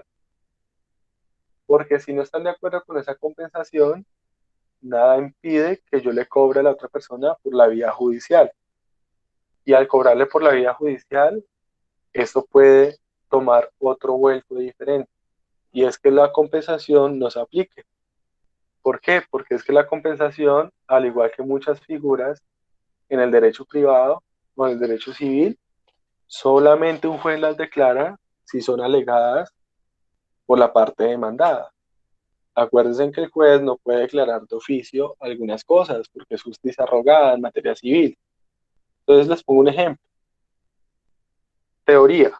En teoría, la compensación aplica de pleno derecho. En la realidad, ¿qué pasa? Nicole me debe 3 millones y yo le debo 1 millón. En la realidad, ¿qué puede pasar? Si yo demando a Nicole para que me pague los 3 millones de pesos en ese evento, Nicole tiene que ir al proceso, contestar la demanda, defenderse y formular la excepción que se llama compensación, indicando que yo no, que ella solamente me debe tanto dinero porque al hacer un cruce de cuentas y una compensación el valor es menor en ese caso. ¿Qué sucede? Si Nicole no hace eso, no va al proceso y tampoco se defiende, pues simplemente a Nicole la van a obligar a que me pague la totalidad. Entonces simplemente hago la aclaración para que nos demos cuenta que todo esto, una cosa es la teoría, otra cosa es la realidad fáctica y otra cosa es la realidad procesal en ese caso. Y la realidad procesal puede llevar a que no haya compensación. ¿Por qué? Porque eso tiene que ser alegado por la parte interesada. en ese caso en concreto, en ese evento. Ahí, listo. Eso es la compensación. Vean que todo eso es sencillo, todo eso ustedes ya lo entienden, ya lo han mencionado en algunas clases, y con todo lo que hemos hablado, pues incluso se hace un poquito más fácil de entender en ese evento. La confusión. La confusión es otro modo de distinguir las obligaciones, pero pues tiene una particularidad, y es que en este caso es cuando dentro de una misma relación obligacional yo paso a ocupar el papel de acreedor y deudor. O sea, el acreedor y el deudor pasan a ser la misma persona. Eso hace que se dé un fenómeno de confusión en la obligación, y la obligación por consiguiente se extinga y desaparezca. Pues porque, lo voy a decir de una forma muy coloquial, pues porque yo no puedo yo con yo. O sea, yo no voy a coger a sacarme dinero de mi bolsillo derecho para meterme en el bolsillo izquierdo, porque yo soy acreedor y deudor al mismo tiempo. Yo me debo y yo me pago. Entonces yo digo, del bolsillo, me debo 1.000.000, entonces me lo voy a pagar, entonces me saco del bolsillo izquierdo el 1.000.000 y me lo meto en el bolsillo derecho. No tiene ningún sentido. Entonces cuando estamos en una situación en la que una persona pasa a ocupar el papel de acreedor y deudor frente a una misma relación obligatoria, simplemente la obligación se extingue en ese caso. Les pongo unos ejemplos. Primer ejemplo, como por ejemplo cuando digamos que mi papá me presta, digamos que mi papá me vende un carro. Entonces mi papá me vende un carro y yo se lo compro en 10 millones de pesos. Y esos 10 millones de pesos pactamos que se los va a pagar en un año. O sea que en ese evento tenemos una relación obligatoria donde la obligación es pagar 10 millones de pesos, el acreedor es mi papá y el deudor soy yo. Sin embargo, antes de que se cumpla el año, mi padre muere. Y al el momento en que mi padre muere, el único heredero soy yo. De tal manera que cuando yo voy a mirar en la sucesión, a mí me asignan dentro de la sucesión ese crédito a mi favor. Es decir, que yo heredo ese crédito y lo puedo cobrar. Pero ¿cómo voy a cobrar ese crédito si el deudor soy yo mismo? O sea que yo heredo el derecho a cobrar esos 10 millones de pesos, pero como el que los debo yo soy el mismo, entonces la obligación se extingue inmediatamente en ese caso. Entonces, soy claro con ese ejemplo. Si me entienden el ejemplo. Profe, no mucho, ¿me podrías dar otro? Ok, entonces les pongo otro ejemplo distinto. Reitero el ejemplo y les pongo otro ejemplo distinto. ¿Qué es lo que pasa? Juan Pablo, usted es el heredero. Entonces usted como heredero recibe lo que deja el causante. Y el causante puede dejarle a usted bienes, puede dejarle obligaciones, puede dejarle créditos. Entonces, si el causante era acreedor y esa creencia se puede transmitir, pues usted recibe la calidad de acreedor. O sea que, sí, es más, cuando alguien muere puede que no deje bienes, pero deje por ahí un crédito a su favor de 20 millones de pesos. Entonces lo que yo heredo es el crédito y yo en calidad de heredero lo voy a cobrar. Entonces digamos que en ese sentido usted recibe un crédito por 10 millones de pesos, pero es que usted puede cobrar, pero es que cuando mira el deudor es usted mismo. Entonces usted sería a cobrarse a sí mismo, la obligación se extingue. Les pongo otro ejemplo diferente. Y es, por ejemplo, digamos que yo tenga una empresa y la empresa perdón, que yo sea empleado de una empresa y que la empresa me deba a mí 100 millones de pesos de salarios, de prestaciones, de comisiones, lo que sea, en ese evento. Y yo compro la empresa. Entonces, quién es el acreedor? La empresa. Y pues el dueño de la empresa. ¿Quién es el deudor? Perdón. ¿Quién es el acreedor? El trabajador. ¿Quién es el deudor? La empresa. Pero como el acreedor compra la empresa, pues el acreedor, que es el trabajador, pasa a ser acreedor y deudor al mismo tiempo. Va a deber él a él. Entonces, en ese sentido, la obligación se extingue por confusión. Otro ejemplo, digamos que yo soy arrendatario. Entonces, yo soy el arrendatario de una casa y digamos que yo debo 10 millones de pesos de arriendo y yo compro la casa. Pues en ese sentido, yo paso a ser dueño de la casa, paso a ser arrendatario, entonces la obligación se extingue. Otros dos ejemplos similares, como en el usufructo y la servidumbre. En la servidumbre, el dueño del predio dominante es acreedor del dueño del predio sirviente, ya que el predio sirviente tiene que ceder ante el predio dominante. Pero si yo siendo acreedor, compro el predio sirviente, pues inmediatamente tengo las dos calidades, de sirviente y de dominante, lo que hace que la servidumbre se extinga, desaparezca. O en el usufructo. Si yo soy usufructuario y compro el derecho del nudo propietario, pues paso a tener ambos derechos, lo cual se confunde y yo paso a ser pleno propietario. Las obligaciones que existan se extinguen en ese caso en particular. No sé si ya con esos ejemplos queda más claro en ese evento. Sí, sí, señor, muchas gracias. Listo, perfecto. Entonces, eso sería el fenómeno de la confusión que está regulado en el 1724 y siguiente, en ese caso. La transacción en este evento. La transacción es otro modo de extinguir las obligaciones y acá hay que hacer varias aclaraciones previas. La primera aclaración. La transacción es un contrato, pero es un contrato que tiene una finalidad específica. Muchos, a veces cuando se habla de transacción, meten acá a hablar de conciliación. La conciliación es algo diferente. Ustedes el próximo semestre que van a ver una materia que se llama métodos alternativos de solución de conflictos, ustedes van acá a estudiar en esta materia qué es una transacción, qué es una conciliación, qué es el arbitraje y todos los métodos alternativos de solución de conflictos.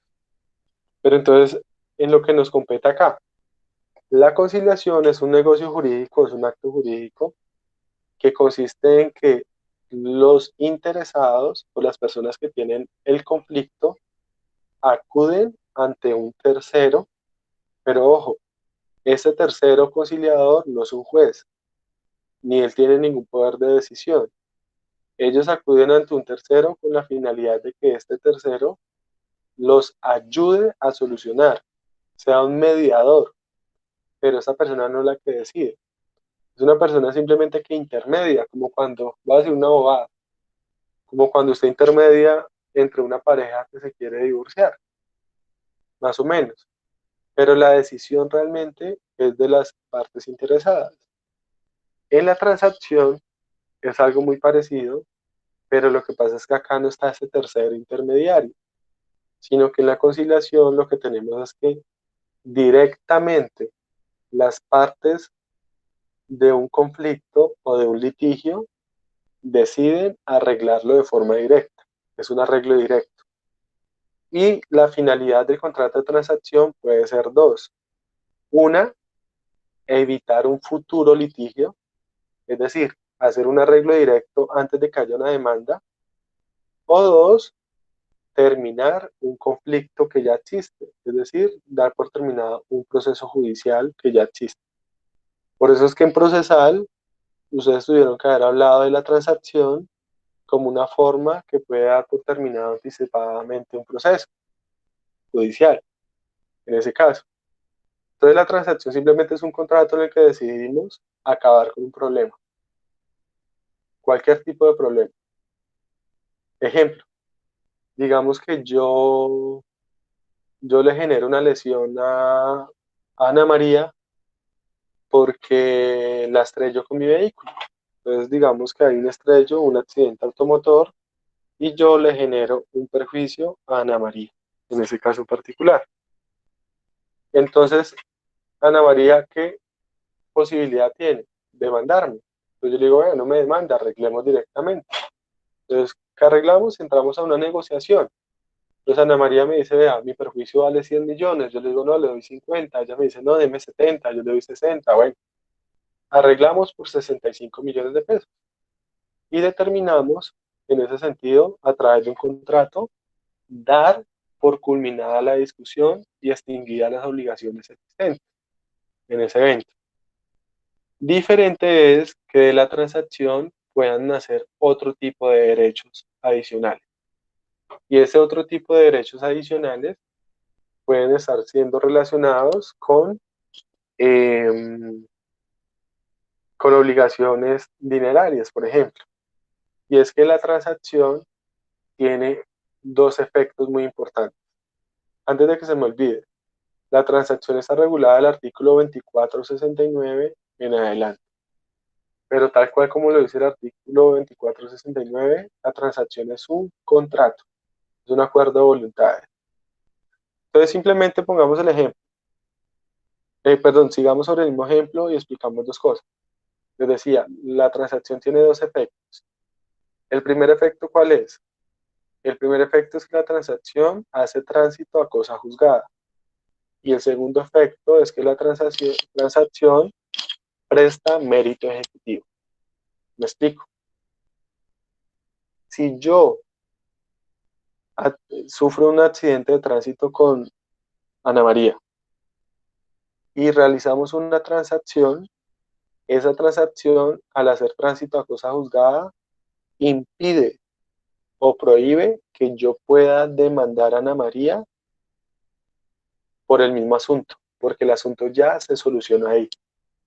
Por ejemplo, si yo la demando, Ana María va a poder excepcionar diciendo que hay cosa juzgada. ¿Por qué? Porque ya hubo solución a través de una transacción. Y dos,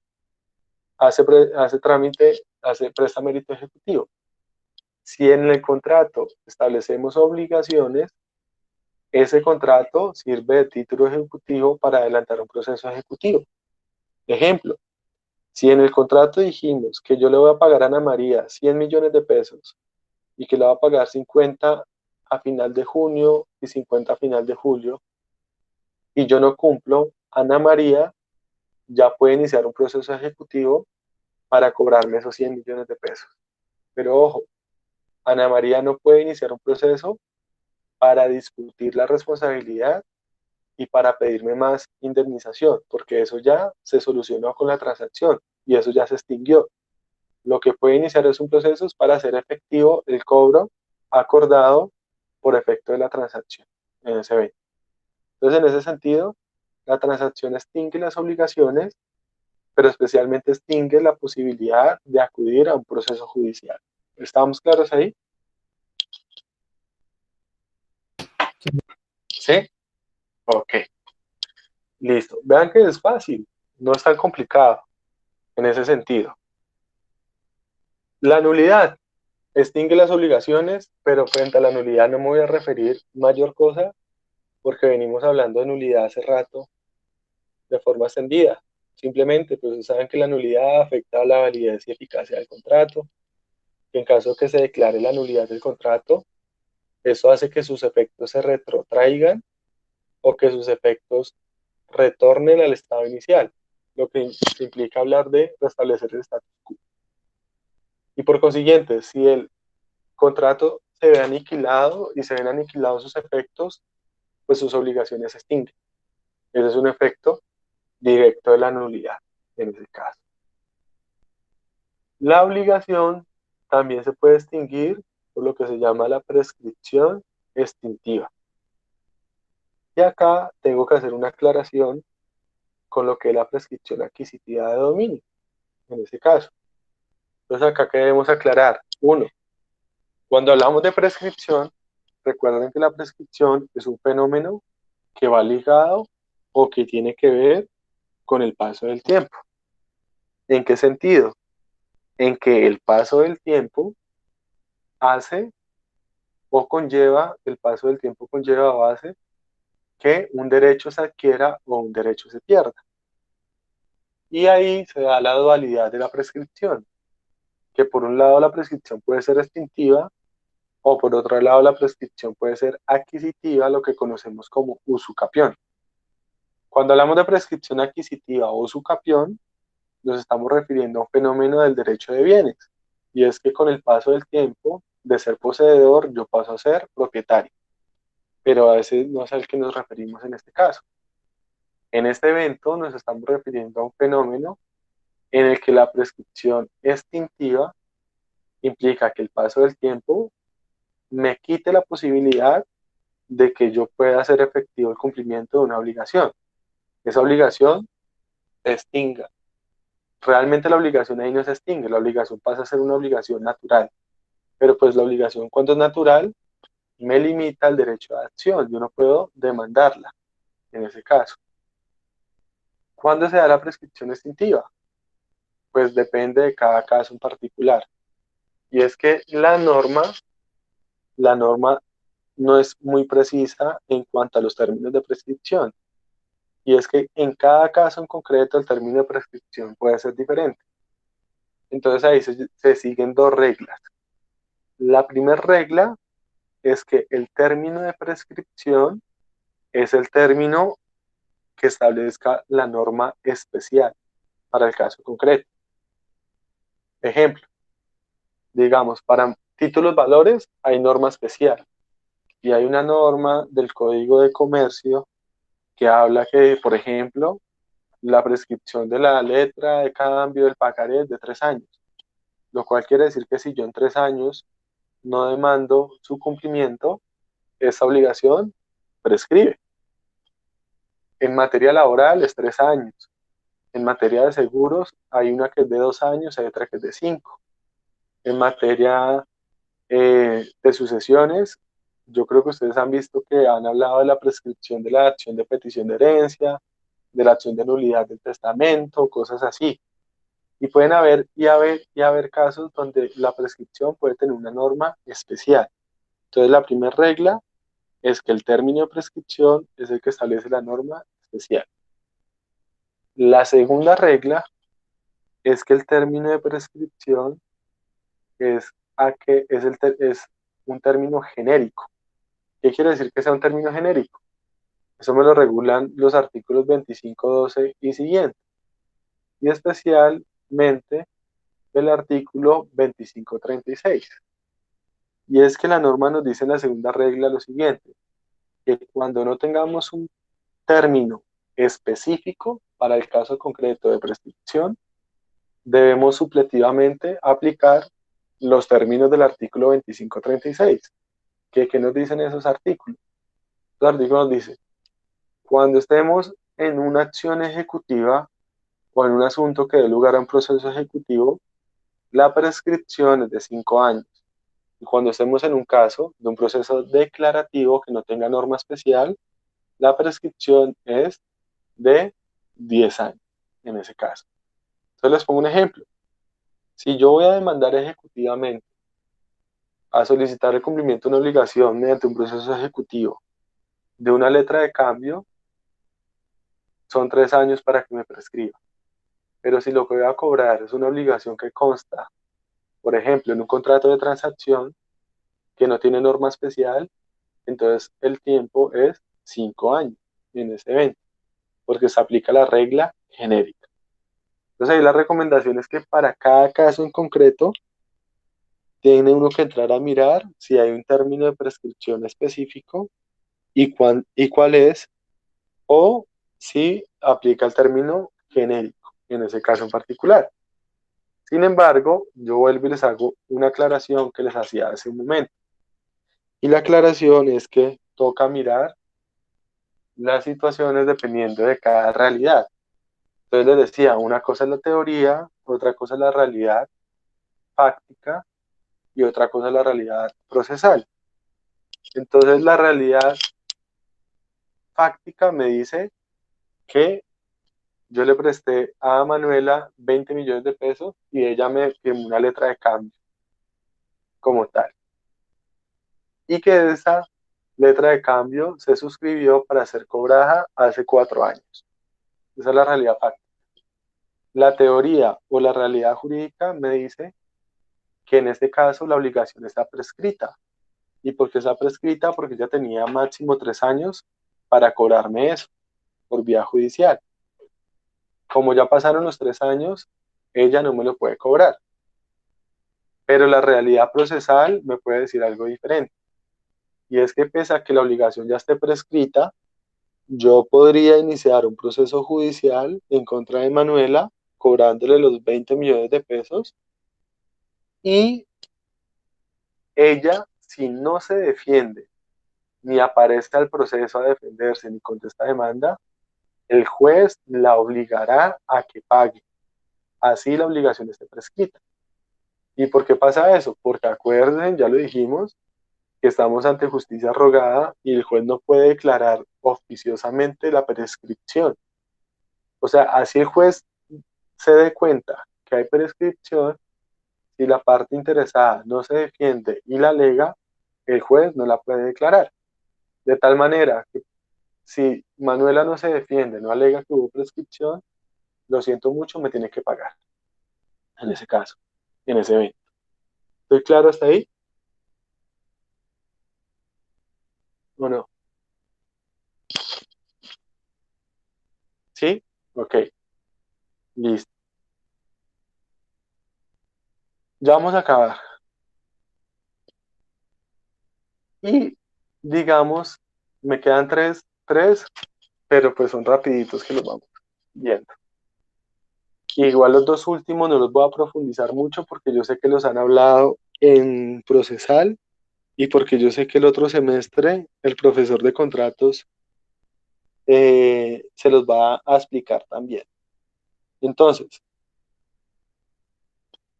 la obligación, este debería ser el primero, pero lo estoy explicando casi de último.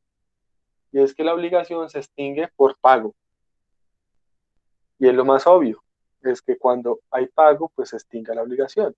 Ya no se puede solicitar su cumplimiento porque ya fue cumplida, ya fue satisfecha.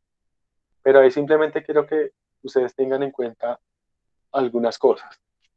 La primera, y es que cuando hablamos del pago de la obligación, no nos estamos refiriendo exclusivamente a obligaciones dinerarias, sino también nos estamos refiriendo a obligaciones de carácter de otro tipo, de obligaciones de hacer, de obligaciones de no hacer. Lo cual quiere decir que hablar de pago implica hablar de que se cumpla con la prestación que se debe, no que se entregue una suma de dinero.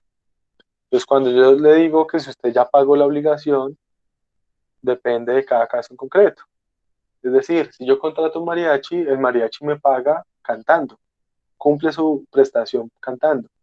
Si yo contrato a alguien para que no revele un secreto profesional, pues esa persona me cumple guardando silencio. Eso es el pago. Si yo contrato con alguien y me tiene que entregar un bien, pues esa persona me cumple y me paga entregándome el bien que me debe. Eso sería el pago. Sin embargo, pues acá tienen que seguirse algunas reglas. La primera regla, ¿cuál es? Es que cómo se tiene que hacer el pago. Y es algo muy obvio, pero tenemos que mencionarlo. Perdón, para efectos normativos, el pago está regulado al artículo 1626 en adelante. Entonces, ¿cómo debo hacer el pago? Pues el pago lo tengo que hacer, en este caso, acorde con lo pactado en ese evento. De tal forma que si yo no cumplo con lo pactado, yo estaría incumpliendo en ese evento. Y es que si yo pacté entregarle 100, le entrego 100, no 99. Si yo pacté entregarle algo blanco, se lo entrego blanco y no negro. Si yo pacté cumplirle con determinado peso o determinada especificación de un bien, tengo que hacerlo de esa manera. Entonces el pago tiene que hacerse acorde con lo pactado y si no se ha pactado, pues acorde con el objeto del contrato. en ese evento en particular, en ese caso. ¿Quién debe hacer el pago? Suena muy obvio, pues tiene que hacerlo el deudor, el que debe cumplir. Sin embargo, cabe la posibilidad, como ya lo hemos visto, que el deudor cambie cuando hay una asunción de deuda. O puede haber la posibilidad de que yo pueda delegar el cumplimiento en otra persona.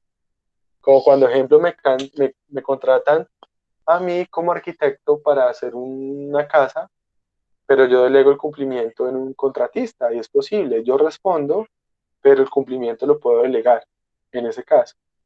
Pero entonces el que debe hacer el pago en principio es el deudor. ¿A, a quién se le debe pagar? También suena obvio, pues al acreedor. Pero el acreedor también puede que delegue ese crédito en otra persona. Como por ejemplo, cuando yo contrato, digamos, un mariachi, pero no para que me cante a mí, sino para que vaya y le cante a otra persona. En ese evento, igual está pagando, lo cual quiere decir que yo puedo delegar tanto el pago como el cobro de la obligación, sin que esto esté implicando que yo esté cediendo el crédito o esté asumiendo la deuda de otra persona, en ese caso. El pago tiene que darse a tiempo. Por eso acá menciono algo que se llama el pago por consignación. Y es que cuando yo estoy presto o en disposición de cumplir y de pagar, y el que no está en disposición de recibir es el acreedor, se puede dar la figura del pago por consignación, que entiendo que ustedes ya la vieron en procesal. Y es que yo puedo, en este caso, eh, para demostrar que yo sí estoy cumpliendo y que usted es el que no me está recibiendo, consignar el pago y ponerlo a disposición del acreedor a través de un proceso judicial que se llama pago por consignación, en ese caso. Si alguno tiene alguna deuda, me interrumpe y me pregunta, ¿dónde se hace el pago? Entonces ahí volvemos a lo mismo, en el lugar pactado. ¿Cuál es la discusión? Que hay ocasiones en las que no se pacta el lugar en el que se tiene que pagar. Y ahí nos aplica el artículo 1646. ¿Qué nos dice el artículo 1646? El artículo 1646 nos dice que el pago debe realizarse en el lugar pactado, y si no está pactado, depende si se trata de un cuerpo cierto o de un género. Si estamos hablando de un cuerpo cierto, se tiene que cumplir o se tiene que pagar en el lugar donde se encontraba el cuerpo cierto al momento de celebrar el contrato. Y si se trata de un género, se debe pagar en el lugar del domicilio del deudor. Entonces les pongo dos ejemplos para que me entiendan. Si yo le compro a Juan Pablo 20 vacas como género y no determinamos dónde me las tiene que entregar, se entendería que la entrega tiene que ser en el domicilio del deudor, lo cual implica que yo soy el que tengo que ir a recoger mis vacas donde el deudor. Si lo que yo le compro a Juan Pablo es un caballo, que es un cuerpo cierto, ya determinado, y el negocio lo realizamos cuando el caballo estaba en el domicilio del deudor, o digamos que el caballo estaba en una pesebrera, y no determinamos dónde debe ser la entrega, pues se entenderá que la entrega tiene que hacerse en ese lugar donde celebramos el negocio, en ese caso en particular, en ese evento. Por eso, para evitar estas situaciones, es que uno debe ser muy claro en el momento de contratar en ese evento. ¿Cuándo se debe pagar? Pues lo mismo, en el término pactado. Si no se ha pactado un término o un plazo, se entenderá que se debe pagar de forma inmediata en el momento de la celebración del negocio. Entonces, tenemos las dos reglas. Pagamos o cumplimos en el término especificado, y si no se ha determinado un término, se paga o se cumple de manera inmediata, en ese caso, en ese evento. Listo. ¿Hay alguna duda hasta ahí? No, señor. ¿No? No, Ok. señor. Listo. Y para terminar, dos cositas que les digo, me disculpan que de pronto no las vamos a profundizar, pero no las vamos a profundizar porque ustedes ya las han visto y porque las van a profundizar también el otro semestre en contratos. Y es lo que tiene que ver la resolución del contrato y la simulación del contrato, que también extinguen las obligaciones en ese evento. Ahí. Entiendo que eso ya lo han hablado con Manuel en procesar. Entonces, ¿qué sucede? La resolución del contrato y la simulación del contrato también puede llevar a extinguir las obligaciones. La resolución del contrato, ¿qué implica? Pues también es un fenómeno que aniquila los efectos del contrato, pero que su origen se radica en el incumplimiento contractual. Entonces, recordemos que la nulidad aniquila el contrato, pero su origen está en la omisión de los requisitos de validez. En el caso de la resolución del contrato, su origen está en el incumplimiento. Y es que, ¿qué puede pasar? Que el acreedor, ante cualquier tipo de incumplimiento, tiene la posibilidad de decidir si exige que le cumplan o, por el contrario, si ya no quiere el negocio, él puede solicitar la resolución del contrato en ese evento. Y siempre puede pedir la indemnización de perjuicios. Entonces, si a mí no me cumplen, yo puedo decidir perseguir o insistir en el cumplimiento, o yo puedo decidir que ya no quiero el contrato y que sus efectos se retrotraigan a través de la resolución del contrato. Como por ejemplo, digamos que yo le compré a usted, o no, digamos que yo le vendí el caballo a Juan Pablo y Juan Pablo me debe el dinero, no me ha pagado, incumplió en el pago. ¿Yo qué podría hacer en ese caso? Yo podría iniciar un proceso ejecutivo para que me pague o podría iniciar una acción de resolución del contrato para que ya no haya contrato. Eso que va a implicar que Juan Pablo me devuelva a mí el caballo en ese caso. Entonces yo puedo elegir en eso. Acá el punto más importante es que la persona que puede solicitar la resolución del contrato siempre va a ser el contratante cumplido. Es decir, que para que yo pueda solicitar la resolución del contrato, tengo que hacer el contratante que cumplí, porque pues no está como permitido que además de ser incumplido pida el cumplimiento, en ese caso en particular. Entonces, eso en sí implica la resolución del contrato. Y la resolución del contrato que va a implicar que se dé por terminado el contrato y que las cosas vuelvan al estado anterior como tal, en ese evento. Por su lado, la simulación del contrato puede ser similar. La simulación del contrato es un fenómeno que se da cuando hay una alteración en la realidad contractual. Y esa alteración en la realidad contractual se puede presentar, uno, porque el contrato que se celebró es totalmente falso, es decir, es una apariencia de que hay un contrato, pero en el fondo no hubo nada, o dos, porque solamente hay una alteración de la realidad de una parte del contrato. Y ahí es donde estamos ante dos eventos de lo que puede ser una simulación absoluta o una simulación relativa.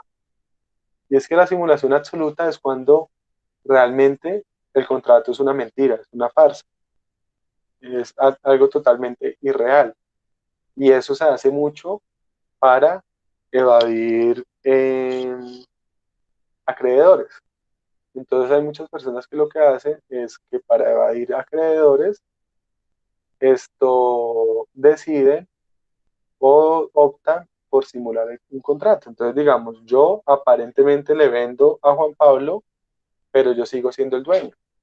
Y lo único que estoy haciendo es sacar el bien de mi patrimonio para que no me lo pueda perseguir el acreedor. De ahí que se deriva todo aquello que ustedes conocen como el fraude pauliano y la acción pauliana. O puede ser que yo sí realicé el negocio, pero lo que estoy simulando es una parte del negocio. Y es que de pronto, aparentemente yo le vendí a Juan Pablo, pero realmente quien me compró fue Manuela. O aparentemente yo le vendí en 100, pero realmente le vendí en 200. O aparentemente yo le regalé perdón, aparentemente le vendí a Manuela un caballo, pero lo que en realidad pasó fue que se lo regalé. Entonces ahí estaríamos en un escenario, una simulación relativa. Todo eso es demandable y a lo que lleva es que se declare la realidad del negocio. Y si se declara la realidad del negocio, en ese caso, pues estaríamos ante un evento en el cual las obligaciones se pueden también extinguir, en ese caso. ¿Estoy claro hasta ahí? ¿Sí o no? Sí, señor. Ok, listo, pues con eso hemos acabado. Con eso hemos acabado. No me queda más que decirles que pues gracias por la disposición, que si llegan a necesitar algo con muchísimo gusto y pues que nos vemos, bueno, en bienes con los que ven bienes y si no nos vemos el día del examen y probablemente nos veamos en algún momento en otro semestre, como pueda que no, ¿listo? Entonces ahí daríamos por concluido el contenido de la materia, en ese caso. Cualquier duda, con muchísimo gusto me envían un correo o cualquier cosa y yo en lo que les pueda colaborar, inmediatamente pues ahí estoy presto a colaborar en ese caso. Muchas gracias, profe. Gracias, Listo, profe, pues, muchas listo. gracias. Bueno, Gracias, profe. listo, bueno, que les vaya bien estas 2 semanitas que se vienen duras ahí, en ese caso. Hasta luego, profe, gracias. Vale, que tengan un feliz día.